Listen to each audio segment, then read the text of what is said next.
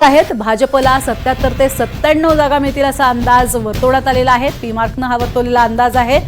तर शिवसेनेला 40 ते 60 जागा मिळतील, राष्ट्रवादीला अजित पवार गटाला 4 ते 16 जागा मिळतील असं म्हटलेलं आहे। तर दुसरीकडे काँग्रेसला 41 ते 59 जागा मिळतील, शिवसेना उद्धव बाळासाहेब ठाकरे गटाला 32 ते 52, तर राष्ट्रवादीच्या शरद पवार गटाला 33 ते 53 जागा मिळतील असा पी मार्क यानं केलेल्या सर्वेक्षणातून आलेला हा निकाल आहे। इलेक्टोरल एजनुसार महाविकास आघाडीला स्पष्ट बहुमत मिळेल असं म्हटलेलं आहे। महायुतीला 118 जागा मिळण्याचा अंदाज त्यांनी वर्तवलाय, तो काँग्रेसला 60 आणि भाजपला 78 जागा मिळतील असा अंदाज वर्तवलेला आहे। इलेक्टोरल एजनुसार महाविकास आघाडीला मात्र स्पष्ट बहुमत मिळेल असा अंदाज वर्तवण्यात आलेला आहे। तर वेगवेगळे कल समोर आलेले आहेत। त्यातच एकीकडे महाविकास आघाडीलाच पुन्हा एकदा जय मिळेल असा अंदाज वर्तवला जातोय।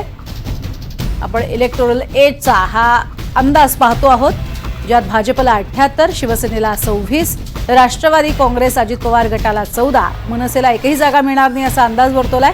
तर काँग्रेसला 60, शिवसेना उद्धव बाळासाहेब ठाकरे गटाला 44, तर राष्ट्रवादी शरद पवार गटाला 46 जागा मिळतील असा अंदाज वर्तवण्यात आलेला आहे।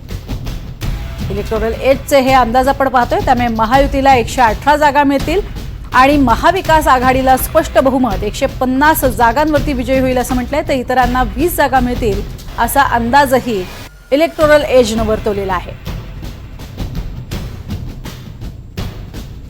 तर पी मार्कनुसार महायुतीला स्पष्ट बहुमत मिळेल असा अंदाज वर्तवण्यात आलेला आहे।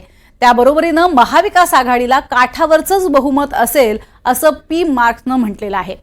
प्रत्येकानं आपापली सर्वेक्षणं केलेली आहेत, काही पॉकेट्समध्ये जाऊन ही सर्वेक्षणं केली जातात आणि त्यातून आलेले हे अंदाज